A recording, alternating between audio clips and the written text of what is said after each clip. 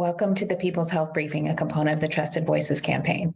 I'm Dr. Novavax from Roots Community Health Center, reporting for the week of September 19th, 2022. Today, I am going to provide an update on the status of COVID, polio, and monkeypox, go over a little bit about the Novavax vaccine, as well as a message to our remaining unvaccinated folks, and also answer some of the questions I've received about vaccine spacing. As health professionals rooted in Oakland, serving some of the people most vulnerable to getting and suffering from COVID-19, we're here to cut through the noise to give you information you can use that will keep you, your loved ones, and your community as safe as possible. The goal of the People's Health Briefing is to empower you with our best knowledge and thinking every Tuesday morning.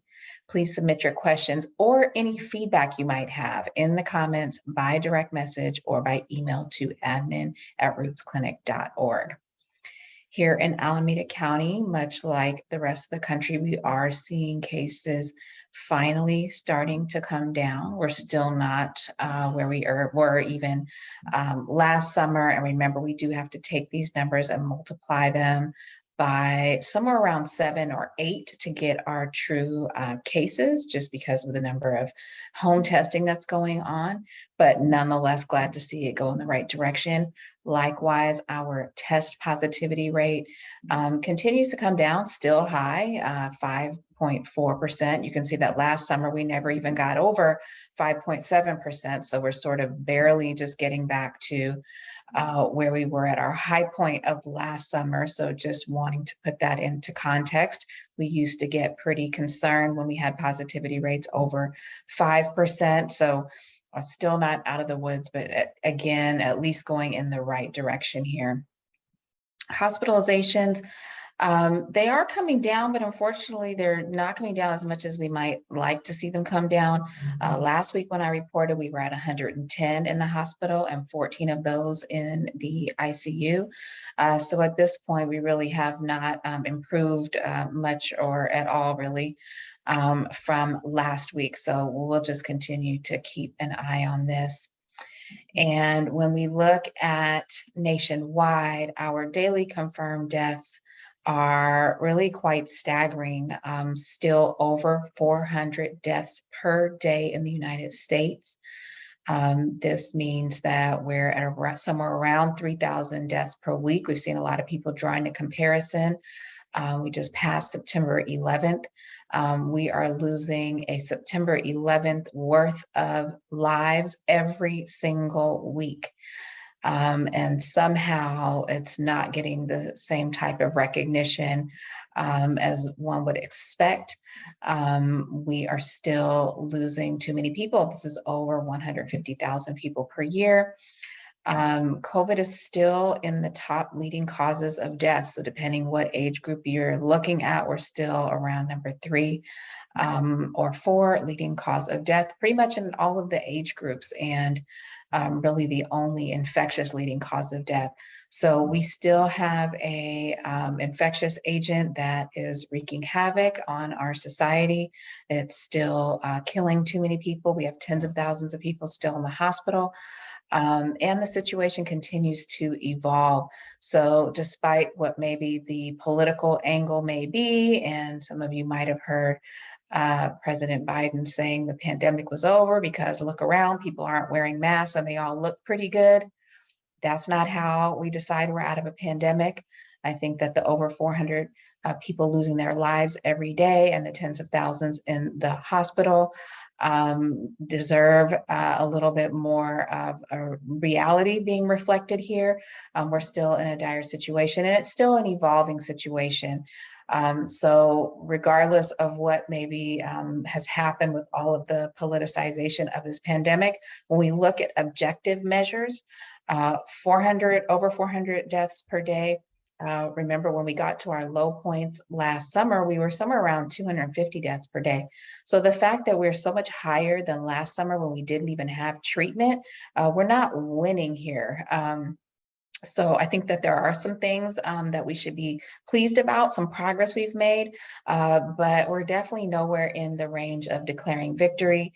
And I think that most of the people who do this work for a living, monitor pandemics, Epidemiologists are all sort of on the same page here. We still need to be vigilant, and we're still in an evolving pandemic, just in case there was any confusion about that, which I wouldn't blame anyone if they were confused, because unfortunately we are getting a lot of these kind of hopeful or overly optimistic messages coming out primarily in the media and through the government when the data don't lie, and the data is still very, very concerning.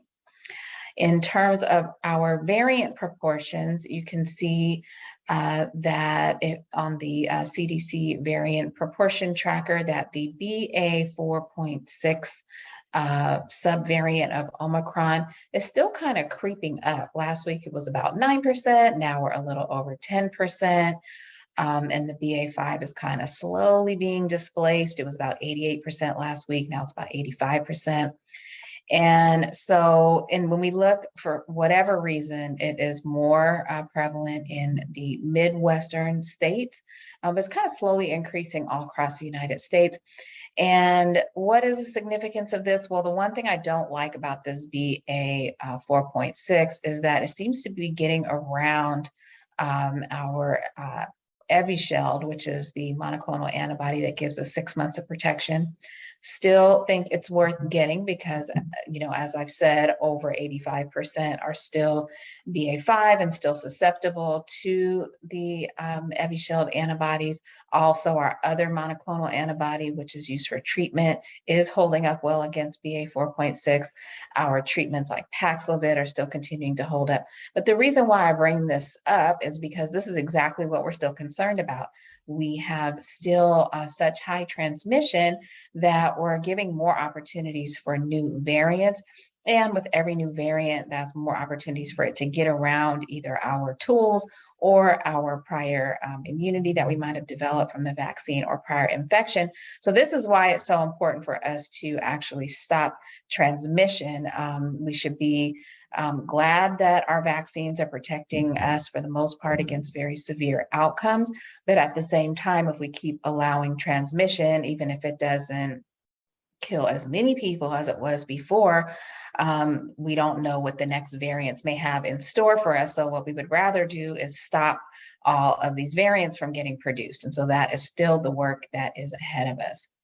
Just a quick update on polio. I talked about it in more detail in prior briefings, including last week, about the state of New York sort of declaring it a public health emergency, actually a state disaster emergency in the state of New York, because it's being picked up in wastewater in multiple counties and because they have had a case of paralytic polio. I just wanted to point out a couple of things. One is that the CDC has updated its guidance around adults with polio vaccine. And so if you are under vaccinated, certainly if you're unvaccinated, you need to get vaccinated. But at this point, what they're saying is that if you're high risk as an adult, so if you're a traveler who goes to areas of the country where there may be more polio circulating, if you work in a lab or in healthcare where you may handle specimens that could contain polio, or where you're treating patients that could have polio, or where you may be in close contact or caring for someone who could have polio or been exposed to polio, that you may want to go ahead and get a polio booster vaccine, even if you were vaccinated as a child. And so I think that, we're slowly starting to kind of sound the alarm, but really we probably should have been sounding the alarm for a while now. And we really don't even know how widespread it may be, because unfortunately, we're really not checking in the wastewater everywhere. And if we were, maybe we would be finding it. And so we are not apparently checking for polio virus in the wastewater here in the Bay Area. And so we just don't know. The good news is the solution is quite simple: get vaccinated. This is not something we want to play around with. So if you or your child are not vaccinated or not up to date with the vaccination, you can get polio and you can become paralyzed for life. So there really is no reason for this in this day and age. And so let's not wait for it to go further than this. Let's please check those vaccine records and get up to date. And if you're in one of those high risk categories that I mentioned, you may want to consider a polio booster. On to monkeypox or MPX. The rate of new cases is seeming to slow down. However, it's still increasing. And so we are now at 62,400 cases worldwide. Last week when I reported, it was 57,000. The United States cases have also gone up. From about 22,000 to close to 24,000. In California, we're also seeing an increase. We are now at 46,000 cases and 209. Those are in Alameda County. And so we know that we've still got some delays in getting tested. And we've got some sort of reporting delays. We've also got this virus that sort of has a long incubation period, and we still have a lot to learn. There's still about 250 new cases per day or so in the United States. And larger and larger percentage of those new cases are not within the high-risk group that we originally identified, which is the population of men who have sex with men. We're seeing just kind of a creeping up of cases in other folks. And so this is what we kind of have said all along would occur, and that is what's occurring. And so regardless of what you think your risk factors may be, if you have a new rash, that is something that we want to get checked out and get tested if it looks in any way suspicious. We're still hearing about folks getting turned away from their doctor, being diagnosed with different types of rashes. And so definitely be forthcoming with your healthcare provider. But also go ahead and advocate for yourself to get the test. It's not a difficult test. It is just swabbing those lesions and sending them off for testing. And we do have treatment, we do have vaccination. So really the key is identifying it quickly, and then we get you treated, get close contacts vaccinated. And so this is something that we need to just be acting on so that we can get all the way ahead of that particular outbreak. So now I want to talk just a little bit about our remaining unvaccinated folks out there. And we know that there are still large swaths of folks who are unvaccinated, including right here in Alameda County. We know that our vaccination rates for young people are not as high as we would like them to be. We know that also in our African American and Latino communities, there are about 30% remaining unvaccinated. So these are still pretty big numbers of people. And what I think we've all probably noticed is that there's no longer a lot of talk in the media or elsewhere about unvaccinated people getting vaccinated, or let's try to encourage unvaccinated people to get vaccinated. It's like everyone just wants to move on and forget, pretend the pandemic is over.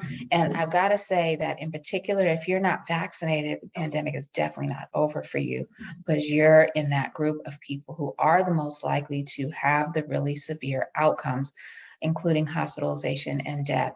And so even though a previous infection may give some protection, it's not giving as consistent or reliable protection as the vaccine. And certainly if you're one of those folks who got COVID early on, we're on to a whole new variants and you may not have any protection at all from that. And so the most reliable and consistent way to prevent those severe outcomes is definitely still from vaccination.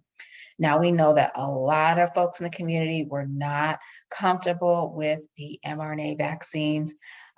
We have definitely done a lot of work to educate on the fact that mRNA actually was not a new technology. However, it was new in the vaccine world, and certainly on any mass vaccination scale, the mRNA platform was a new platform for us to deploy in that fashion. So there definitely are folks who just felt skeptical, who wanted to see it around for longer, or who just flat out said, I'm not ready for that technology.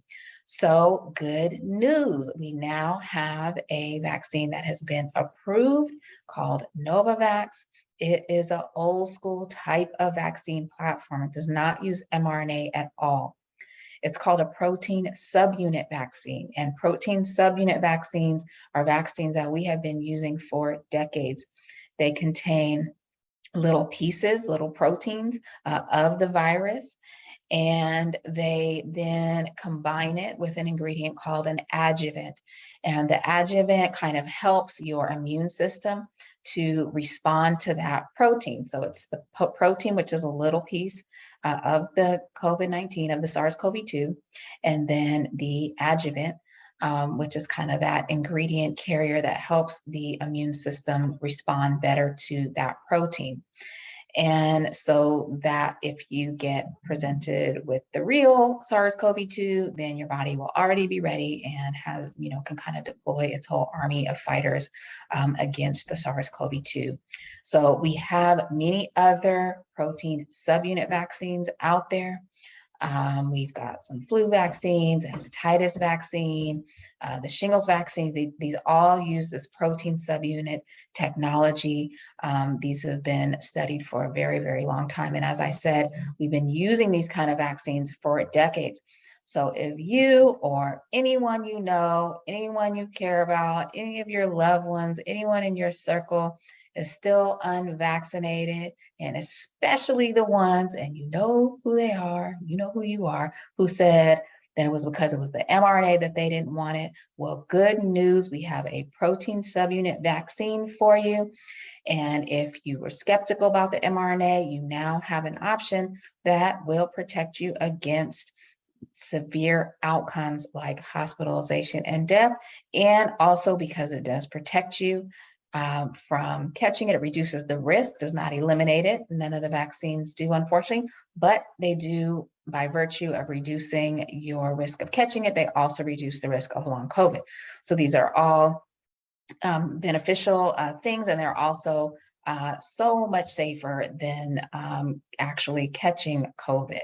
So just a little bit about the Novavax kind of evolution here and trials and so forth, because it's a little different than with the mRNA, which I know that we reviewed in a lot of detail when the mRNA vaccines first were approved. And this one kind of happened a little bit differently because Novavax has been used in a lot of other parts of the world already before having been approved here in the United States. So they took a little long here in the US. I don't know all the details of why that happened, but they just were not in any big hurry. And you notice that now that it's approved, you actually don't even hear about it that much. So this is something that is, a little disturbing to me, because with so many people who are still unvaccinated, so many people who are clamoring for something that wasn't the mRNA, and we know that we can save lives by getting this really deployed and out there, you barely hear a peep about it. And this frustrates me a little bit because I feel like everyone has just given up on people who haven't gotten vaccinated yet, but we still have people changing their mind all the time. And so, sometimes it's just about planting that seed, putting that out there, because sometimes it hits close to home for folks, and then they start thinking about it a little bit differently. In fact, we just had someone in our root circle, a family member, who unfortunately just lost their life to SARS-CoV-2. So it is still hitting close to home. And when that happens, it makes us all take pause and think, this is still with us. This is still taking people's lives, and it's still causing disability and hospitalization and so on. So this is really not something where we can just kind of shrug our shoulders and give up on folks and move on. And also, the more that this keeps spreading around, once again, we have more risk of more variants, and then we're all kind of having to deal with, another situation that I hope we don't face like we did last winter with the Omicron, but we don't know. And so we still want to add in all those layers of protection and do all that we can, which includes staying in conversation with your friends and family that are unvaccinated. Try again. See if maybe they might be open to this, because chances are they may not even know that this is available. They may not even know that this is approved. We do have it at Roots, and we're just finding that most people don't know about it. So we really, really want to get the word out, and I hope that you can help us to get the word out. So clinical trials for Novavax. They had about 30,000 participants in the trial, folks 18 and up. When we look at the adverse reactions, they look quite a lot like the mRNA vaccines. And so you had fatigue, malaise, headache, and muscle pain. Those were the most commonly reported adverse reactions. Mostly they came on within those first 2 days and they lasted for about a day. So this is really just like what we were seeing with the mRNA vaccines. And then we've had sort of what we call the post-marketing data. So as I mentioned, Novavax was deployed in a number of other countries, and the countries that provided data: Australia, Canada, some places in Europe, New Zealand, South Korea, and we've got about 750,000 Novavax doses that had been administered as well. So we have all of the data from those 750,000 doses, and that was actually also included in the emergency use authorization application, which I've linked in the post in case if you want to see the 80-page document that has all of the data that the FDA then subsequently approved for the emergency use authorization. And so basically, we have had the vaccine approved in the United States a couple of months ago. And so far, there's only been about 24,000 doses administered. So it's off to a really slow start here in the United States. And I really believe that's because you could barely find any information out there about it. So that is why I'm talking about it today, because I really want folks to know about this option. And so the schedule for the Novavax vaccine is it's 2 doses, 3 to 8 weeks apart. So why such a big range? And you might remember me going over this even with the mRNA vaccines. Remember when the mRNA vaccines first came out, we said Pfizer was 3 weeks apart, Moderna was 4 weeks apart. And then the CDC kind of quietly updated the schedule and said, you know what, you can go 8 weeks apart with any of these. And the reason being is because 2 reasons. One, when we first deployed these vaccines, we were just trying to get folks protected in a hurry because of the nature of the pandemic at that time. And now that we've had more time, we were able to see that when you stretch the doses apart by 8 weeks, you actually get a better immune response. And so you get a better immune response. And then the second reason is because we reduce what is a small risk, but it still is a risk of mild pericarditis. And that's especially in our young men. So I'm going to point out here that in the Novavax trials, there were a handful of mild pericarditis cases that happened after vaccination. And because of the time period after vaccination that it popped up, because of the fact that they were primarily in young men, and because of our experience already with other vaccines, including the mRNA vaccines, we do think that it was a little bit of cause and effect. Now, the important thing to note is that if you catch COVID, your risk of myocarditis and pericarditis is considerably higher than it ever was with any of these vaccines. So you still are much better off getting the vaccine than actually catching COVID, even as it relates to the specific issue of myocarditis and pericarditis. So we want to make that really clear. However, if we can do something to mitigate or reduce the risk of myopericarditis, particularly in young men, which is the main group where we're seeing it, then that's what we want to do. And so one way that we do that is by actually separating the doses by 8 weeks, because the majority of time that we've seen myopericarditis, it was with that shorter interval and it was after dose number 2.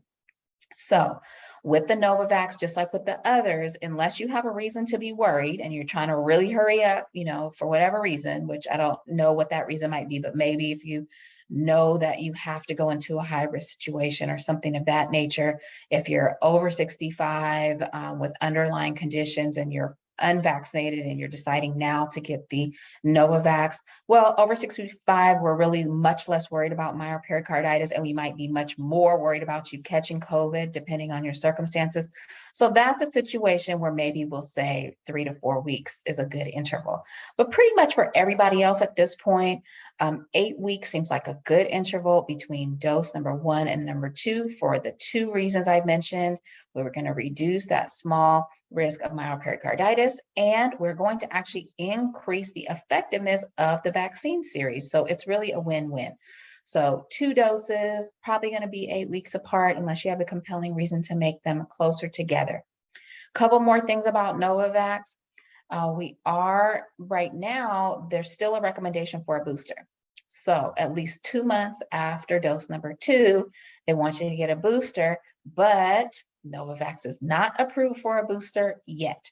So at this point, if it doesn't get approved, within the time frame of needing that 3rd dose, then what they're suggesting is that you go for the Pfizer or the Moderna.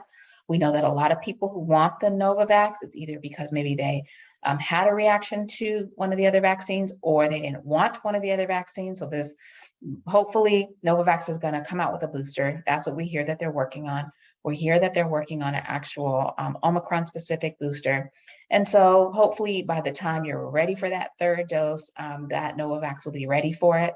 But if not, the Pfizer or the Moderna are an option for that 3rd dose, again, at least 2 months after the 2nd dose.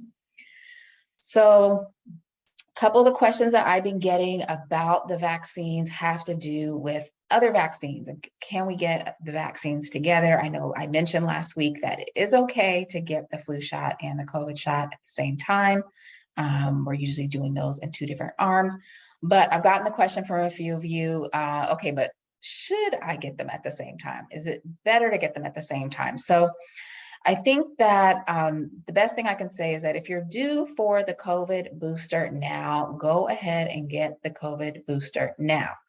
The flu shot, if you're not going to come back and get the flu shot, then sure, get them together. In fact, some of these vaccine manufacturers are working on putting them together in one shot. But one of the issues that we have is that this is kind of a little early for the flu shot. We're only in September right now. Usually our flu season really kind of hits in like January. And so we don't want your flu shot to kind of wear off before you really, really need it. And the flu shot is really only a 1-dose series. And so I think if we are in an ideal and perfect world, you're going to get that updated booster, the bivalent booster, as soon as you're eligible for it. And then you're going to get the flu shot, maybe early November is usually a good time to get the flu shot. But if you're just like, I want to be realistic, I'm probably not coming back for another vaccine, then it's fine. Go ahead and get them both. It's better than not getting the flu shot at all. But in this case, we are really going to prioritize the COVID vaccine for the reasons I mentioned. COVID is killing a lot of people, and the majority of those people are unvaccinated. But there are some who are just under-vaccinated. They're not boosted, they're older, they have underlying conditions. So certainly if you're older and have underlying conditions and you are more than a few months out from your last COVID shot or from catching COVID, you really should go ahead and get that bivalent booster, and with or without the flu shot. But you need the flu shot too, because we know that the flu also can cause severe illness, particularly in our extremes of age, our really little folks and our elders. And so the flu shot is going to be important as well. But if you are, really kind of spacing it out in the best way, I would probably say, late October, early November is usually the time when we kind of want to do the flu vaccine in general. The other question that I got is, what about the monkeypox vaccine? Can we get that together with the COVID bivalent vaccine? So this is sort of a little bit different recommendation. In this case, if you're at risk for monkeypox, then we're going to prioritize you getting that vaccine over the bivalent booster vaccine. And we are going to actually recommend likely that we're going to space that apart. So particularly in young men, this is another vaccine that can cause myopericarditis. This is actually not uncommon because a lot of viruses cause myopericarditis. And so we do have a smaller incidence of this condition after the vaccine. And it's much smaller than catching the virus, but I think we have to just recognize that this is something that viruses can do. And most of the time, and I've gone over this in a previous briefing in a whole lot of detail, that link is in the post of what this is, but folks recover from it. Usually don't go to the hospital with it, but sometimes you can. So, a couple weeks after you get vaccines, especially if you're a young man, take it easy. maybe don't do super exertion. And if you're feeling at all short of breath or any kind of chest pain or anything like that, then you'll want to go get seen for that. So just know that that is a small possibility, but we don't want to increase the possibility by doing MPX vaccine at the same time as the bivalent vaccine. So we're going to want to separate those apart up to 4 weeks. And as a reminder, everyone age 12 and up is recommended to get an updated booster. This is called the bivalent booster or the Omicron booster, however you want to call it, after you've completed your primary series, at least 2 months since your last dose of the vaccine, or having caught COVID.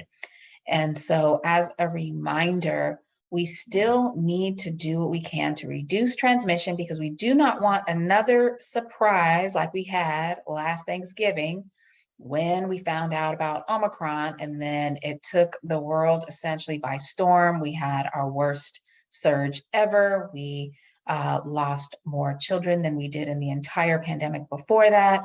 We had more people in the hospital. And this is when we so-called also had, folks had declared the pandemic over at that point as well. So we kind of have to stop doing this. We're on a little bit of a bad pattern of trying to declare victory too soon or before elections or just whatever the case may be. We need to go by objective evidence, and the objective evidence is telling us we're still losing too many people every day. Majority of them are unvaccinated, but there's still a percentage that is undervaccinated, and some that are just vulnerable. They're immunocompromised. They didn't mount a good response. And frankly, we are failing those people because we are allowing this to really spread in an unmitigated way. So I know that we all want to be part of the solution. And so that means we're still going to be doing the activities that we know are safer. And one of the challenges that's happening now is that I think a lot of people who are still following the science, are still following the data, they're still following the real recommendations, are feeling, more and more like outliers. And the fact of the matter is, you are absolutely not alone. There are a lot of people out there. Unfortunately, some of them are just staying at home because they don't feel that they can safely gather anywhere. And so I think it's just important that we check on each other. We make sure that our loved ones, our family, our community is doing okay, because some folks who are still taking the situation seriously are starting to feel even more isolated. I'm hearing from folks, they're feeling more isolated now than they did when we first had shelter in place. And that is because we have conflicting messages. There is sort of misinformation being spread through the media and in other places, and it's leading people to feel a little bit hopeless. So I just want you to know that you are not alone. We've actually at Roots compiled a lot of different resources around mental health. I would love for you to check it out. It's at rootsclinic.org/real talk.